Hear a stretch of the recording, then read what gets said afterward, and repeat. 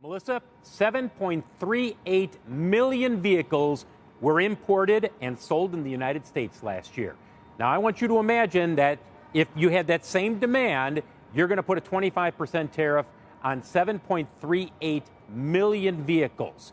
Clearly, that is not going to happen. What's going to happen once these tariffs go into effect is the automakers will respond in a couple of ways. One, they're going to slow down production in foreign plants for vehicles that are imported here to the United States. They're going to also probably have to raise prices and cut incentives. That'll probably happen fairly quickly. And the final decision they'll have to make is how much capacity do they have to bring production back into the United States? The president says, well, there's some places that only have 60% capacity. It's not as simple as just flipping a switch. There's tooling. There's also making sure that the plant and the supply chain can adjust and bring production from a particular plant overseas back here. But there's no doubt this is going to be a huge hit for the auto industry. One executive in the industry texted me earlier and he said, this is going to drive the auto industry, not the overall economy, strictly the auto industry, into a recession. Melissa? So that's what we're seeing the automakers across the board fall, Phil. I mean, GM is down 5% at this hour. Ford is down something like 3%. Yep. So is Stellantis.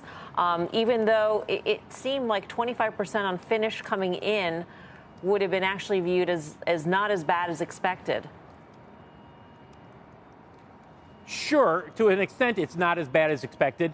It also leaves leverage for the president if he's not happy with negotiations with countries, that he could ultimately hit the parts suppliers as well. One quick note, Melissa, I get this question from a ton of people. They're like, well, how quickly could General Motors or Ford, by the way, is building a plant in Tennessee. That's the only new plant that is currently under construction. But how quickly could an automaker, any automaker, build a new plant like this one here in Savannah, Georgia?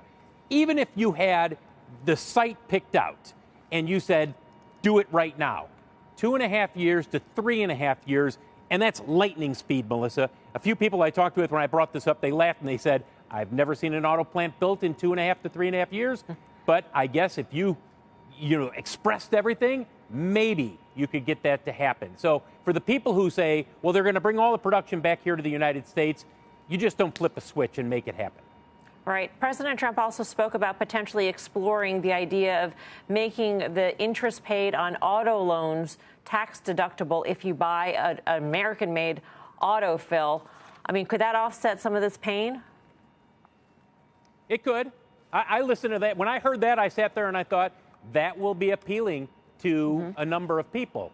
On the flip side, if you have to raise the price, and we don't know how much the automakers will have to raise prices, if you have to raise the price $4,000, now you're getting into an average transaction price over 50.